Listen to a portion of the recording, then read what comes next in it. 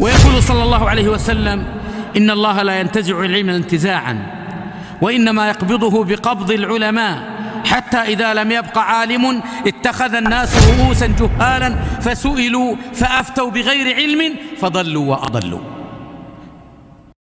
السلام عليكم ورحمة الله وبركاته. Tikulandireni nonse kuno ku programu yomwe tikufuna kufotokoza momwe munthu angasakire maphunziro a Chisilamu, makamaka kwawo amene akufuna kuonjezera ilmu kumbali ya chipembedzo.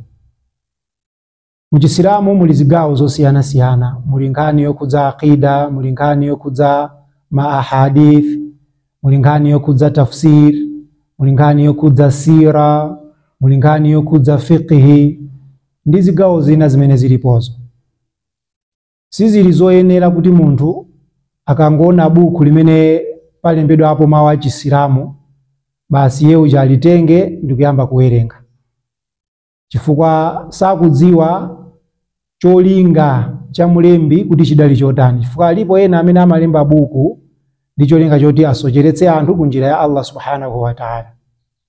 Ndithu zimenezozo ndi zoona. Alipo ena amene amalemba buku chifukwa kumbali yawoyo amaona kuti zimene akufotokozazo ndi zimene munthu akuyeneka azitsate, ndiye amasochera iwo komanso amakhala kuti akusocheretsa anthu ena. Ndiye munthu akuyeneka kupeza ilmu yomwe ili yothandiza.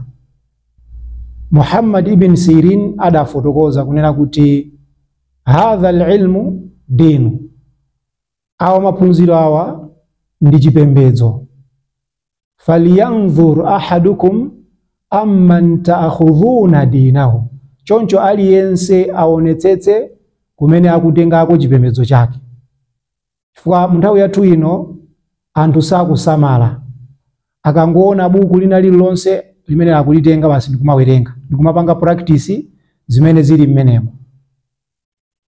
Akangomva wina wake akuyankhula basi mawu aja akakhala kuti awagwira mtima akumamutsatira munthu uja ndikumamupatsa dzina kuti ndi sheikh, namatenga zimeneyo chakumatana kumafotokoza without verifying kuti kodi zinthu zimene akuyankhula munthuyo ndi zinthu zimene zili zolondola kapena iyayi. Ndiye tikuyeneka kuchenjera, chifukwa pa tsiku la chiweruzo sitidzachita blame wina aliyense kupatulako eni akefe. Ndiye kuyamba kwathu kwa lero timafuna tiyambepo nkhani yokhudza aqida. Tikamati aqida, limene ndi liwu lomwe likuchokera pa tsinde la aqada, ain, qaf ndi dal. Aqada akutanthauza kuti kumanga, yani kuti adamangitsa china chake. Ngati chili chingwe ndi kuti adachimanga pomanga katundu wina wake kuti asatayike, ngati mwina anali pa ulendo. Aqada al-habli, adachimangitsa chingwe. Ndiye tikaona kuchokera mu liwu limeneli mukubwera mawu ngati uqda. Uqda ndiye kuti ndi mfundo. Timaona ena mwa amayi akamapita mtauni, especially akakhala kuti akuchokera kumudzi, pansalu pawo paja chapakona paja amayikapo ndalama ndi kumanga mfundo imene amamanga ncholinga choti ndalama zimene zijazo zisatayike. Kusonyeza kuti chimene munthu umachimanga pogwirisira ntchito mfundo umachimanga ndi cholinga choti chisatayike, kumene ukupitako kachipeze so chili mmene chilili. Ndiye mafuqahaa wal ulama adagwirisira ntchito liwu limeneli la aqida pofuna kutanthauza kuti zinthu zimene ungazimange kuchokera mu zikhulupiriro zimenezo usazimasulenso.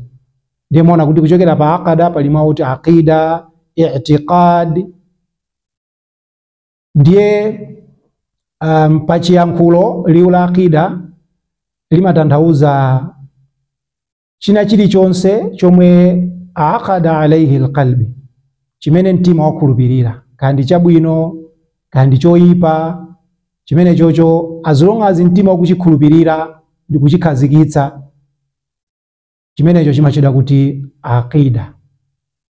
Koma tsopano tikabwera ku Chisilamu, liwu la aqida tikukamba nkhani yokhudza al-iman, choyamba ndi chimenecho. Tikukamba nkhani yokhudza al-iman, ndipo kuchokeranso mu al-iman muli nkhani yokhudza al-yaqin, ndipo kuchokera pamenepa pali wal-amala bihi, ndi kugwira ntchito malingana ndi chikhulupiriro chimenechi komanso ndi chitsimikizo chimenechi. Ndiye tikamakamba za imani malingana ndi hadithi ya Jibril yomwe Umar ibn al-Khattab akutifotokozera kunena kuti Jibril anabwera ndipo anali maonekedwe onena kuti samadziwika ngati anali pa ulendo. Tsitsi lake linali lakuda bwino, mkaji wake wopanda fumbi, woyera mbe. Yanda anabwera ndikugundanitsa maondo ake ndi maondo a mtumiki. Ndi amamfunsa mtumiki menepo, akhbirini anil islam, tandifotokozere ine za Chisilamu. Akhbirini anil ihsan, ndifotokozere ine za al-ihsan. Akhbirini anil iman, ndifotokozere ine za imani.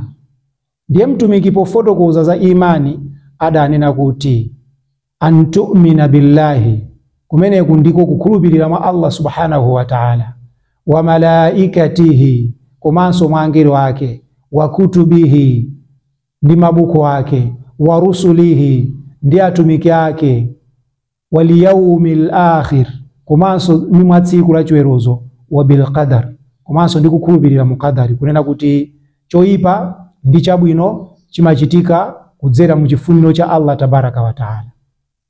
Ndiye nkhani imene ndi ya imani. Ndiye munthu izizi azikhulupirire ndi al-yaqin popanda chikayiko china chilichonse.